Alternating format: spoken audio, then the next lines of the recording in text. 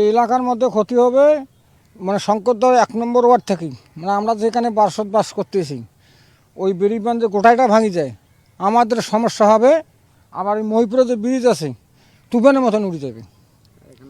হ্যাঁ, আর আবার তো মনে করেন যদি এই আর কিছু দূর যায় তো আমাদের ধান বাড়ি ঝিলে গাছছি এগুলো সব নষ্ট হয়ে যাবে। 1 মাস আগে মনে করেন এই বেড়িবাঁধটা ভাঙছে, এখন মনে করেন আবারও 20 মিটারের মতো ভাঙছে।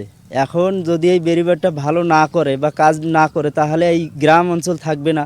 শঙ্করদহ এলাকাটা বা 1 নং ওয়ার্ড বিলুপ্ত হয়ে প্রায়।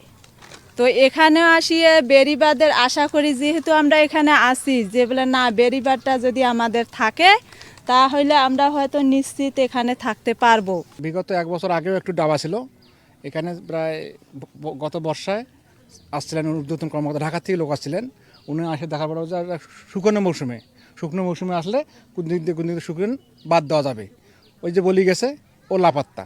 আবার 1 মাস আগে আসছিলেন আবার ঢাকা থেকে ওই এলজিডির লোকেই, দেখার পরে বললো যে এটা এই মুহূর্তে যদি 200-400 বস্তা দেওয়া যায় তাহলে মনে হয় সেফটি হবে।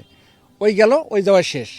আবার আজকে মনে করেন যে প্রায় অলরেডি পিচিংয়ের মাথা ধসে পড়েই গেছে। এখনই ওনারা আসছে, আজকেও আসছিলো, আসি তদন্ত করে গেল। এখন এরা কী করবে উপরওয়ালা ভালো জানে।